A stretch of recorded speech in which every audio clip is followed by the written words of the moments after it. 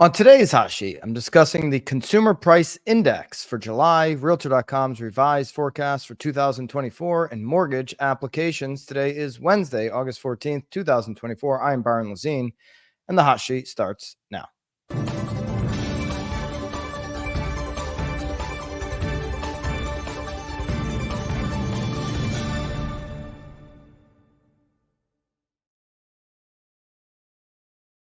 All right, welcome into the hot sheet. Let me know in the live chat which market you are tuning in from. If you're here on the replay, love to know your thoughts as well as reactions into the comments. Hit this thumbs up if you're getting value from the hot sheet each and every single day. It's the only live show in housing on the internet every single Monday through Thursday. Hit the thumbs up so it can reach more people. And if you get extreme value, go ahead and hit subscribe here on the @NowBAM YouTube channel. Of course, you can always find the replays on all of our audio platforms like Spotify and Apple. If you're interested in that, the replay always gets uploaded after the live show here on YouTube. All right, it's a big day. We've got CPI data. I'll kick off with that. The updated inflation report. How the markets are already reacting to that is what's most interesting to me. Realtor.com has a mid-year housing and economic forecast, and a lot of predictions and analysis are filled up there. And we also have mortgage applications. You might be shocked to see one of the data points inside of that MBA analysis there for the week. All right, let's kick off with CPI as we always do. I'll start with just an initial reaction here. Before I give you the headline on CPI, I'll start with an initial reaction of how much this shift is. Like, what's the Fed gonna do in September? It is really coming down to a coin flip on, are they going to cut a half a point? Are they going to cut a quarter of a point? If you remember yesterday's hot sheet, the CME group's feeling was close to 60% that it would be a half a point. Now it's flipped to 60% of a quarter point decrease, 58.5 and only 41.5. So still 100% chance that they will cut. But now in just 24 hours, it's leaned more towards a quarter point cut versus a half a point cut, which was where the leaning was yesterday. Okay, so that's off of obviously this CPI report, which came in as expected. Okay, the headline reads, annual inflation rate slows to 2.9% in July, which is the lowest since 2021. Annual inflation now at the lowest since 2021. This is the Consumer Price Index. Of course, yesterday we covered the PPI. You can get the update on that going to yesterday's hot sheet. But the U.S. Consumer Price Index here now at the lowest point since 2021. And, you know, they said that the last part here was going to be the hardest. Okay, you can see the last year, it's been a little bit of a bumpy road. It hasn't been straight down like it was when we peaked in 22 and into 2023, when we thought at the end of 2023 we'd already be cutting rates. Not the case, right? It's been a bumpy road. It's why I was so adamant about not telling your clients that they're going to have a 5% on the 30-year fixed in 2024 outside of a massive job loss across the country, which thankfully we didn't see. Okay. That bumpy road reflects, what it was pretty obvious coming into the beginning of the year, that inflation was going to be sticky at the end. But 2.9 is a good number, good reading here, in line with expectations, in line with, this gradual reduction of inflation. Still not yet at the 2% target that the Fed has, but still, showing improvement and going slightly into the right direction here over time. The S&P is slightly up off of this news. So there's some other market reactions. Of course, last month we had the 0.1% decline. So we're not getting as big of a boost on the monthly number. It went up 0.2% on the month, which was met expectations. But when you look at the 12-month cycle, that's where you get the smallest read, 12-month increase, smallest read since March of 2021. Now, let's take a look at specifically how they talk about housing and shelter. We know that if we tracked CPI the same way that, most of our contemporaries, other nations, other countries are doing so, we'd already be at 2%. We'd be below 2%. If we take out that phony survey, owner's equivalent rent, we'd be at 2% or below. Okay. So looking at shelter, the index for shelter, they put it in the second paragraph, rose 0.4% in July, accounting for nearly 90% of the monthly increase for the all items index. The energy increase was unchanged over the month after declining in the 2 preceding months. The index for food decreased 0.2% in July, as it did in June. The food away from home rose 0.2% for the month. Food away from home in the summer, you'd expect that to rise as many people are out enjoying life and all of that kind of stuff happening in the summer. So shelter again, 0.4. June was 0.2. So we're getting another bump here on shelter, despite the fact that in real time, we can see that rents are trending down. Okay. Certainly in markets, some of these cities where there's been a huge buildup of multifamily inventory, new multifamily inventory. We said June was the most multifamily inventory ever to come online, ever. Okay. And we covered that, I think, just the other day. And so as you see more of this multifamily new construction come online, it will create a competitive environment for pricing, and it will continue the trend we've seen for the last 12 months to decelerate rent prices or even push them into the negatives, as we've already seen in some areas. Shelter, of course, makes up 36% weighting of the CPI. So 36.315.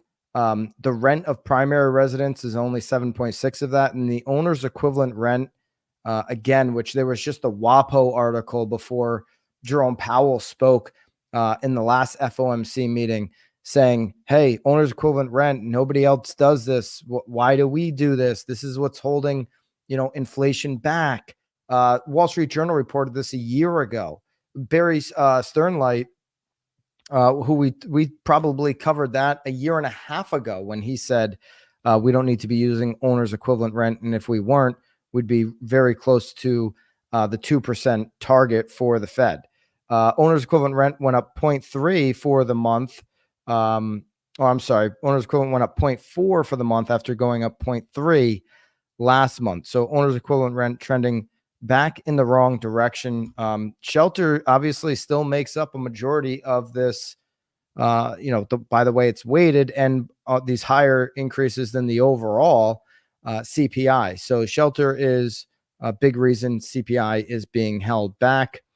Again, we covered the food headlines. And so there you go. That's your CPI headline and update. All of this data, all the tables, if you're interested, obviously be uploaded inside of BAMX, as well as the show notes breaking down what's most important for you. Our BAMX members grab these show notes each and every single day that we make them available every single day so that you can educate your audience and in your database on communications on what's most relevant to your market. Copy and paste and use all the graphs and charts that are available in there.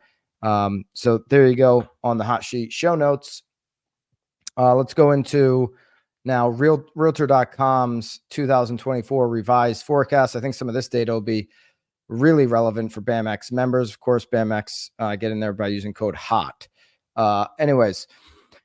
Realtor.com has updated now their forecast halfway point through the year, and they're predicting easing mortgage rates. That's good. That's a good headline. They're also predicting a 4.6% rise in existing home prices and a 14.5% increase in for sale inventory, indicating mortgage relief and a strengthening housing market ahead. Okay.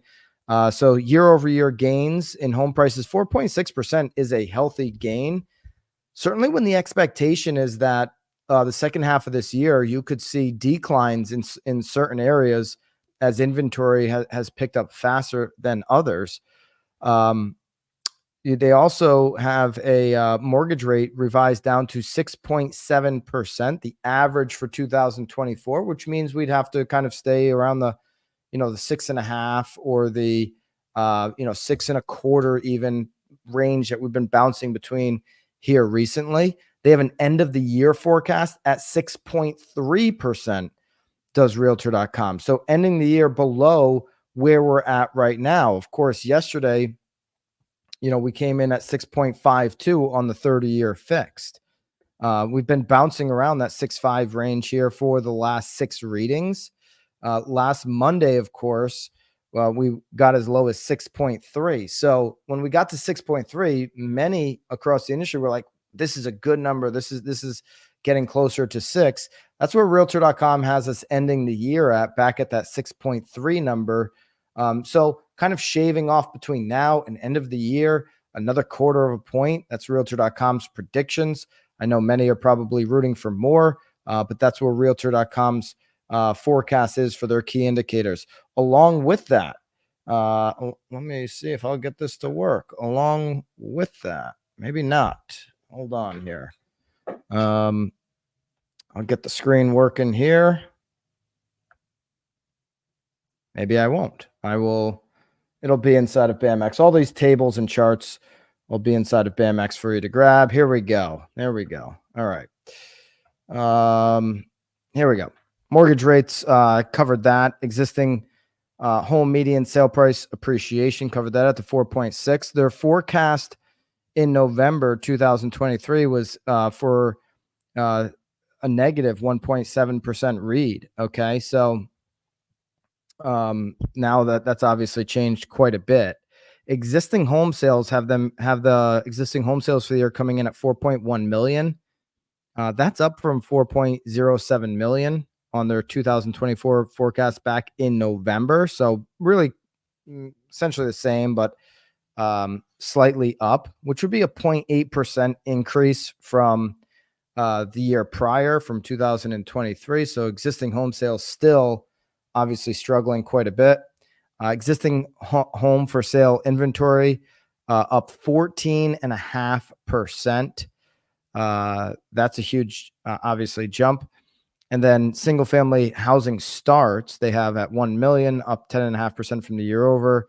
Previous forecast was at 0.9 million.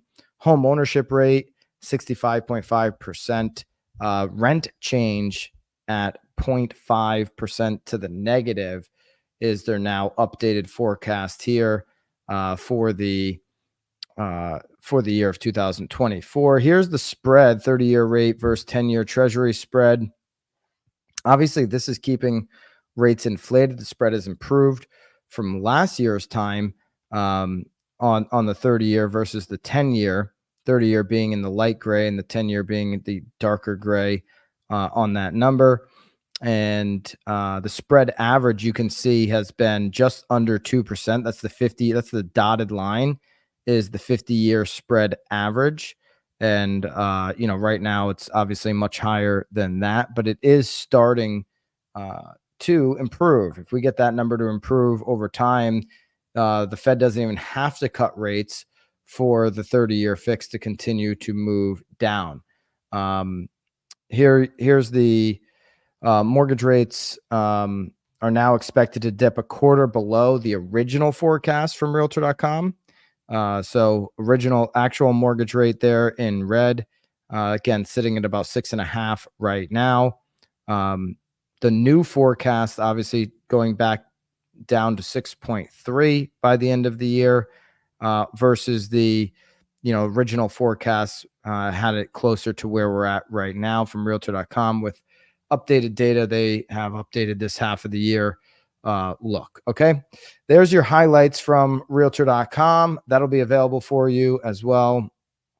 There's a whole bunch here in the hot sheet show notes. So if there's different, certain information you want to get out to your database, it's all available for you there to copy and paste and use in your conversations. All right. Mortgage Banker Association came out as they do every single week with their application update. Where were mortgage applications here for the week? Seasonally adjusted purchase index actually increased. That's the number that we care about. Seasonally adjusted purchase index increased 3% from the week earlier, a time of year where you would expect a seasonal decline, but we hit the lowest level a week ago on mortgage rates that we've seen all year, and really in over a year, since early 2023. So a 3% pop does not come as a surprise. The unadjusted purchase index increased 2% compared with the previous week, and now 8% lower than the same week 1 year ago. That, to me, is the most impressive number. Okay, you'd say, why is 8% lower than the same week a year ago impressive? That shows a year-over-year decline in demand. Is because for those of you that have been following every single week, we understand that number has been 10, 12, 13 on many of the weeks that we look at. So we're experiencing an August that, yeah, there was more demand last August, but it's a little pickup in the market right now. And every time rates do get down closer to 6.25, and if we can get closer to 6, we'll see demand even in a time frame when you would typically expect a seasonal decline. We're already at our bottom sales on existing home sales, trending at 4 million. For those folks to get off the sideline and to make sense of that move that they've been thinking about, affordability has to become an opportunity for them and not a deterrent. Obviously, when rates get closer to 6, you've got more people that can jump, more sellers rather, that can jump off of the sidelines and make that a reality. All right. 10-year Treasury coming in today off of the CPI at 3.83, basically where we were trending yesterday. Okay, 3.83. That's off of the 3.9 that we saw coming into the week. And so there you go, 3.83 on the 10-year Treasury. Again, yesterday's 30-year fix came in at 6.52. The weekly last week came in at 6.47, and I don't expect much of a move there based off of what we're seeing so far on the 10-year here this morning. CME Group, again, coming in at 60% quarter point rate cut in September's meeting, and now 40% half a point cut. That's been changing by the day. We'll continue to monitor that, as we always do. Join the community inside of BAMX, where we're releasing the hot sheet show notes each and every single week, as well as all of the monthly courses, the live streams every single month, and the done for you content. Every Friday, we release done for you content for social, for your email, for your blog, and for your video scripting. BAMX in a box gets released directly to your email, as well as inside of the BAMX platform. Use code HOT to get inside of BAMX. BAMX members also receive 25% off of the event of the year, BAM Mania in Las Vegas at Circle Las Vegas, October 17th and 18th. That is a room that you want to be in, as many things are changing. Circle Las Vegas, brand new venue, October 17th and 18th. 17th is for the VIP option. VIP tickets are going to sell out first. And then we'll be left with just general admission. Go to BAM Mania. If you're a BAMX member, you get 25% off of whatever the current lowest price is, whether it's VIP or general admission. All right, there you go. There's your hot sheet here for the week. Hope everybody is having a great morning here to start. I will see you back tomorrow morning on the hot sheet, live 9:30 on the east, 6:30 on the west. Until then, toodaloo.